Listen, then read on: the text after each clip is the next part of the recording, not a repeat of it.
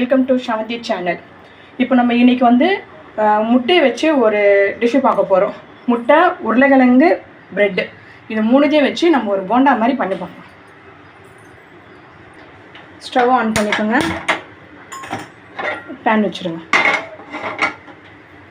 Pan heat ஆகும். நல்லா oil சேர்த்துக்கணும். ஆயில் சேர்த்துட்டு ஆயில் ஹீட் ஆனோடனே கொஞ்சோண்டு கடுகு சேர்த்துக்கோங்க. கடுகு நல்லா புரிஞ்ச உடனே கொஞ்சோண்டு சீரகம்,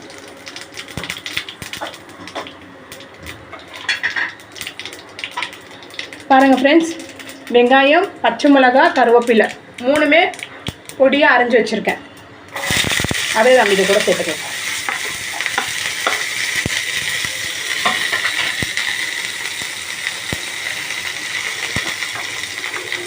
வெங்காயம் வதங்கிறதுக்காக கொஞ்சம் உப்பு, நம்ம ஆல்ரெடி உருளைக்கிழங்கை வந்து வேக வைக்கும் போது கொஞ்சம் உப்பு சேர்த்துருக்கோம் ஃப்ரெண்ட்ஸ். இதை நல்லா வதக்கிடுங்க.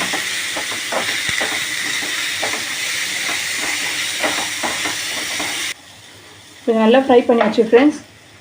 இதில் வந்து நம்ம காஞ்ச மிளகாவை கொஞ்சம் பொடி பண்ணி வச்சுருக்கேன், அதை கொஞ்சம் 1 ஸ்பூன் சேர்த்துப்போம். மிளகுத்தூள் 1 ஸ்பூனு,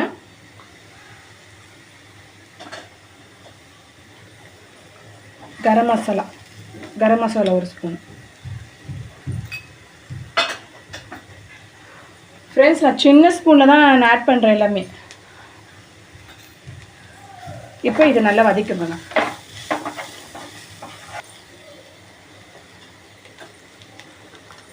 இதில் மஞ்சள்தூள்,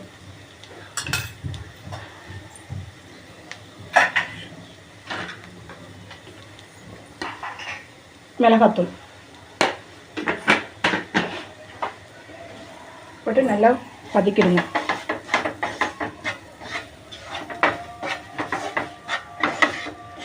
எல்லாம் நல்லா வதக்கிட்டு இதில் உருளைக்கிழங்க சேர்த்துடலாம்.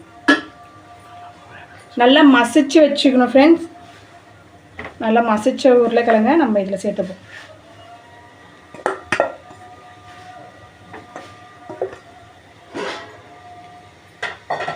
சேர்த்து இதை நல்லா மிக்ஸ் பண்ணிவிடுங்க.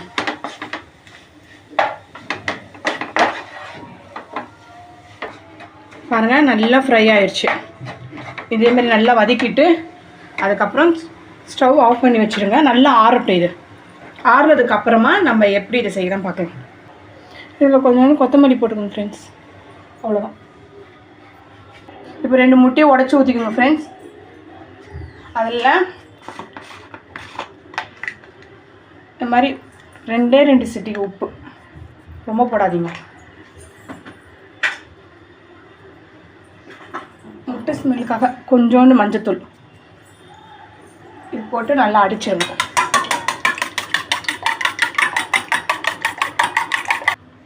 ஃபஸ்ட்டு கொஞ்சோண்டு உருளைக்கிழங்கு எடுத்துக்கோங்க.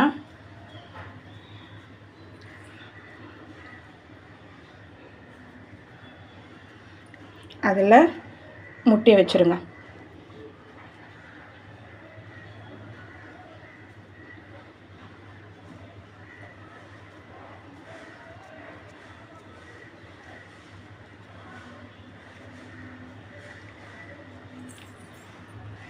இதுமாரி உள்ளே வச்சு இது பண்ணிவிடுங்க ஃப்ரெண்ட்ஸ். வச்சுட்டு இந்த முட்டையில் நனைச்சிருங்க. நனைச்சி எடுத்துகிட்டு நம்ம ப்ரெட்டு அதில் போட்டு பரட்டிடுங்க.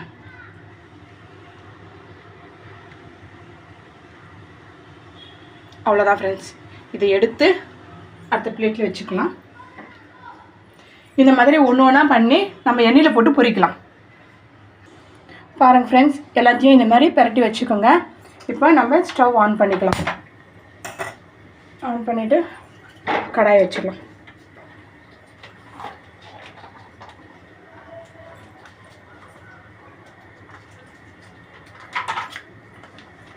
எண்ணெய் ஊற்றிக்கலாம். பொரிக்கிறதுக்கு எண்ணெய் பொரிக்கிறதுக்கு தேவையான அளவு ஊற்றிக்கோங்க.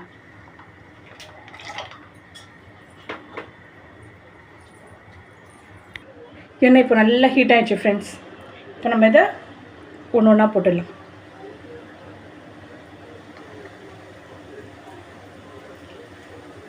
போட்டு இதை நல்லா பொரித்து எடுத்துடலாம்.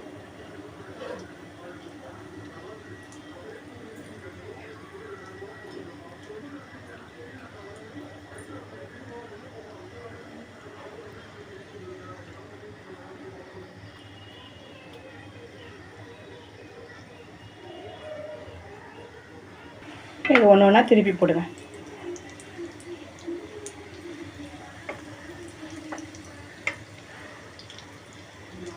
பாருங்கள் எவ்வளோ சூப்பராக வந்திருக்கு பாருங்கள் ஃப்ரெண்ட்ஸ். நல்லா பொரிஞ்சிருச்சு. இப்போ இதை எடுத்துருவோம்.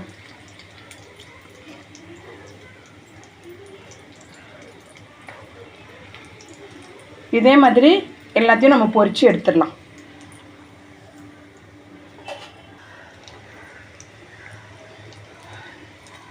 சூப்பராக பொரியுது பாருங்கள் ஃப்ரெண்ட்ஸ்.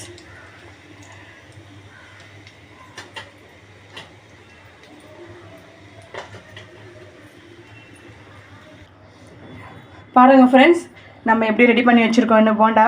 இது சாப்பிட்டு பாருங்கள், செம்ம டேஸ்ட்டாக இருக்கும். இது உள்ளே பாருங்கள் எப்படி இருக்குன்னு மசாலாலாம் நல்லா இதுவாகிடுச்சு பாருங்கள். லைக் பண்ணுங்கள், ஷேர் பண்ணுங்கள், கமெண்ட் பண்ணுங்கள், மறக்காமல் சப்ஸ்கிரைப் பண்ணுங்கள்.